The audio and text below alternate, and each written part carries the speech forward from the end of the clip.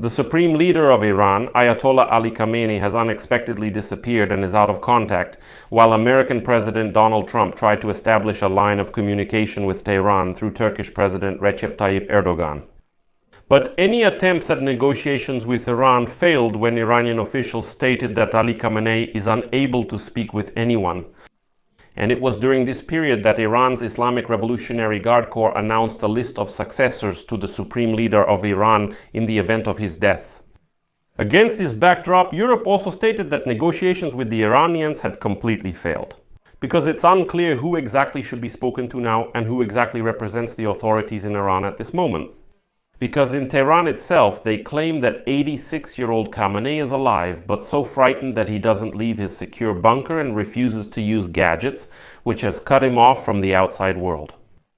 And on top of all this action, there's news that right now the United States is moving B-2 heavy bombers toward Iran. The very ones that can carry heavy bombs capable of penetrating Iran's nuclear facilities. My name is Alexei Peachy. Now we'll discuss this topic in detail together, but before we start, I ask you to subscribe to this channel, hit the like button, and leave any comment you like. Also subscribe to my Telegram channel Peachy News. The link to it is in the description of this video. There we post breaking news as soon as it comes in. So, while Trump's special envoy to the Middle East, Steve Witkoff, was trying to establish contact with the head of the Iranian Foreign Ministry, Arakchi, United States President Trump himself and Turkish President Recep Tayyip Erdogan were quietly trying to organize a meeting between high-ranking United States and Iranian officials in Istanbul this week, against the backdrop of the escalating war between Israel and Iran. However, according to 3 United States officials and a source directly familiar with the situation, Tehran stated that all efforts had failed when it was not possible to reach Iran's supreme leader Ayatollah Ali Khamenei, who was hiding out of fear of being killed, to get his approval for this negotiation plan. Yes, you heard that right. Khamenei simply refuses to communicate with the outside world using gadgets or the phone and sits in a bunker, which shows his intense fear. And sources in Tehran itself are already pointing this out, but we'll come back to this a bit later. New details about this unofficial and non-public attempt by Trump and Erdogan to establish contact with Iran shed light on the extent to which Trump insisted on a direct meeting with the Iranians. And he even offered to personally attend this meeting if necessary, still hoping to reach a nuclear agreement and avoid military intervention by the United States of America. According to United States officials, since then Trump and senior White House officials have become less confident in the possibility of a diplomatic solution and more convinced that the United States will have to join this war to eliminate Iran's nuclear program, because it became clear that it's not entirely certain who holds power in Tehran right now. And it's worth noting here that just this Friday, Trump reiterated that he would make a decision about entering the war within the next 2 weeks, saying he needs time to see if people will come to their senses. Next, I'll quote Trump. "I'm giving them a certain deadline. We'll see if some people come to their senses, and I would say that 2 weeks is the maximum." And you know, yesterday this phrase from Trump sounded kind of vague and strange, but now it's clear who exactly Trump was talking about. About Khamenei, who apparently is out of his mind from fear. And friends, these aren't my words. These are the words of sources in Tehran. It is expected that on Saturday evening, Washington time, Trump will gather his national security team in the White House Situation Room to discuss the war between Israel and Iran, which, let me remind you, has been going on for 9 days now. And then suddenly we get news that right now, United States Air Force B-2 stealth bombers have taken off toward the Indian Ocean, which likely means they're being deployed closer to Iran. Specifically, as reported, B-2 strategic bombers took off from Whiteman Air Force Base in Missouri, accompanied by 8 KC-135 tankers. According to aviation tracking data, they are heading toward Diego Garcia Base in the Indian Ocean. This is a key American foothold in the event of a strike on Iran's nuclear infrastructure. The maneuver is taking place against the backdrop of increased United States military presence in Europe and the Middle East. And it's important to understand that the B-2S are not equipped with those super heavy guided bomb unit 57 penetrating bombs designed to destroy deeply fortified targets like the Fordo complex. I discussed this weapon in greater detail in a prior episode on my YouTube channel. So if you haven't subscribed yet, make sure to go over, subscribe, and watch the previous episodes to stay fully up to date with what's happening. But let's get back to the plans of Trump and Erdogan. As reported today by the publication on Monday during a meeting with leaders in Canada, Recep Tayyip Erdogan called Trump. Erdogan suggested to Trump to hold a meeting the next day in Istanbul between United States and Iranian officials to explore a diplomatic solution to the war. Trump agreed and told Erdogan that he was ready to send Vice President James David Vance and White House Special Representative for the Middle East, Steve Witkoff.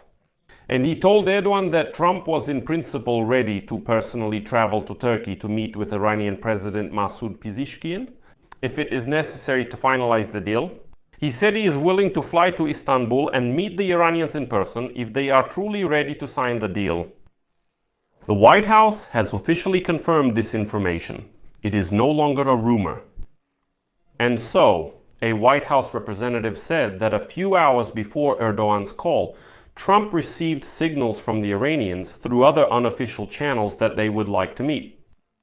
According to the official, although Trump's personal involvement was discussed, the more serious plan was still to send Vance and Witkoff. Also, according to sources, Erdogan and Turkish Foreign Minister Hakan Fidan then passed this proposal to Iranian President Pezeshkian and Iranian Foreign Minister Abbas Araghchi. It seemed that an agreement on a meeting was about to be reached and the deal would finally be signed. But all these plans were ruined by the frightened supreme leader of Iran, Ayatollah Ali Khamenei. Two American officials said that Pezeshkian and Araghchi, after these talks between Erdogan and Trump, tried to contact the supreme leader of Iran, Ayatollah Ali Khamenei, to get his approval. Ultimately, Khamenei holds all the power. But Khamenei, who was hiding out of fear of being killed by Israel, was not available, and Iranian officials were told that Khamenei refused to use gadgets and phones, apparently fearing some kind of sabotage. In short, he is nearly unreachable by phone. He connects with the outside world through a sole intermediary. Supposedly, there is currently no access to Khamenei, making it impossible to obtain his approval. And so, after several hours of unsuccessful attempts to contact Ali Khamenei, the Iranian side was forced to inform the Turks that they could not get the supreme leader's approval. Then Turkey informs the United States of America that the meeting is cancelled, since without Khamenei's approval, neither Pezeshkian nor Araghchi can make such decisions.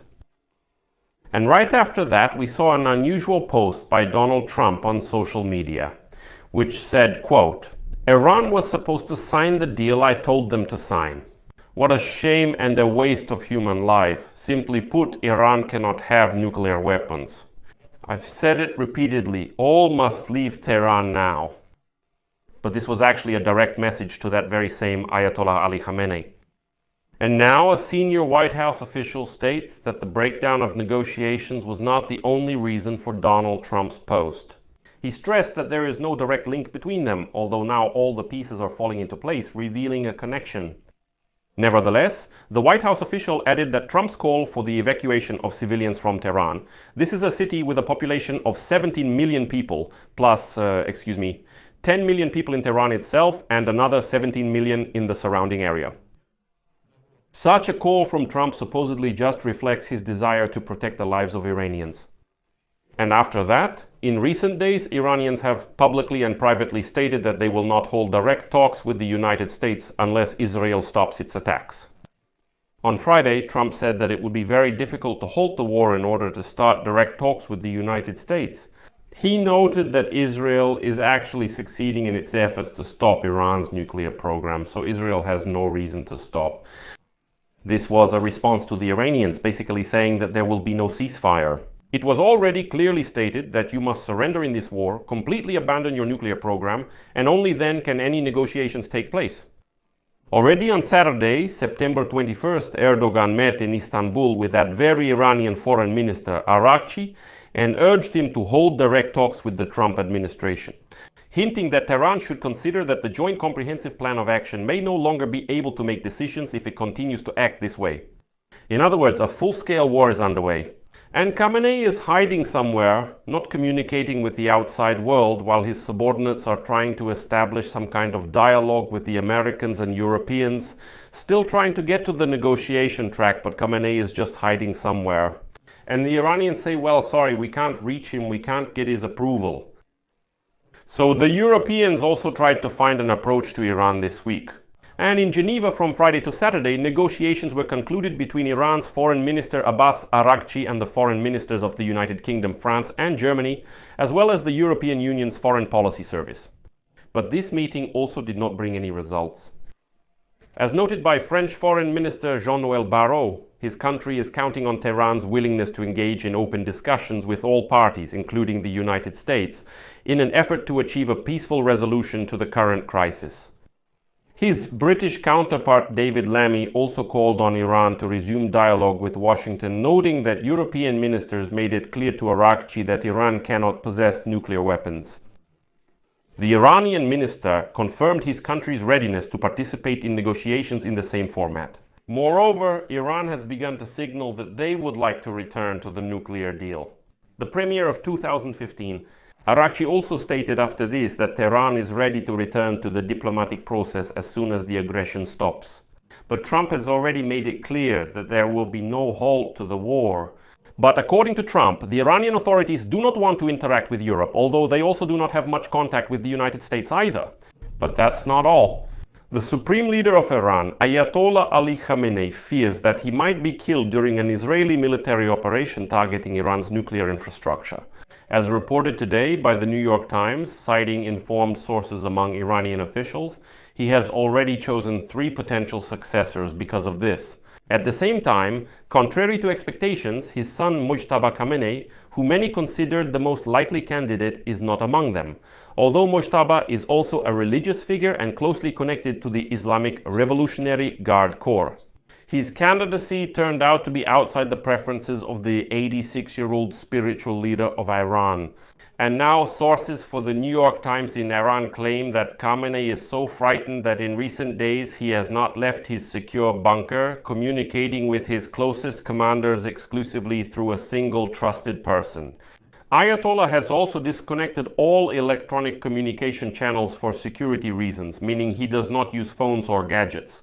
In addition to choosing a successor, the leader of Iran has also prepared alternative candidates for key positions in the military and political hierarchy, in case high-ranking representatives of the regime, which has been led by Khamenei for 35 years, are killed as a result of the strikes.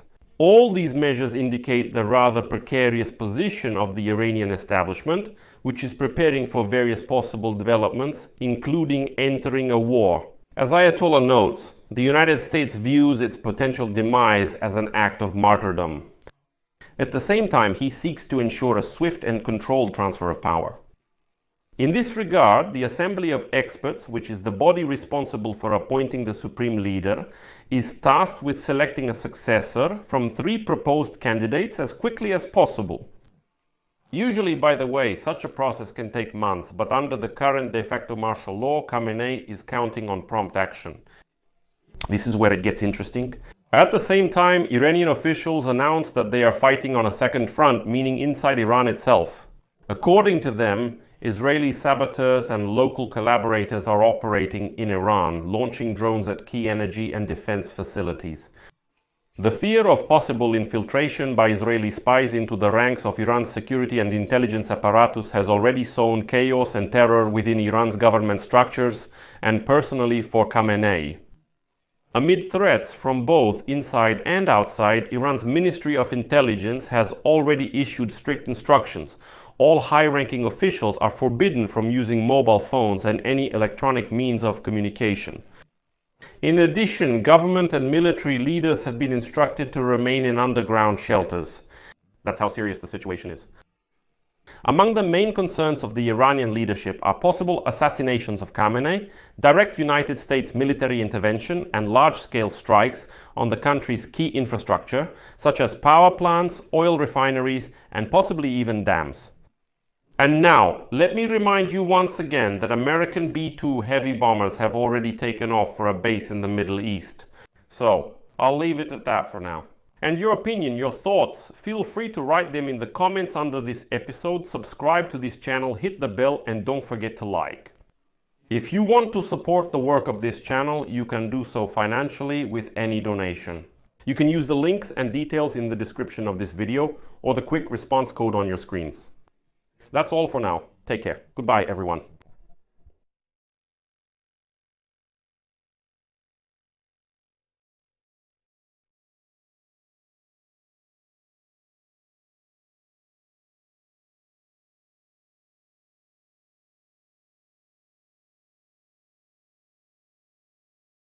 Subtitles created by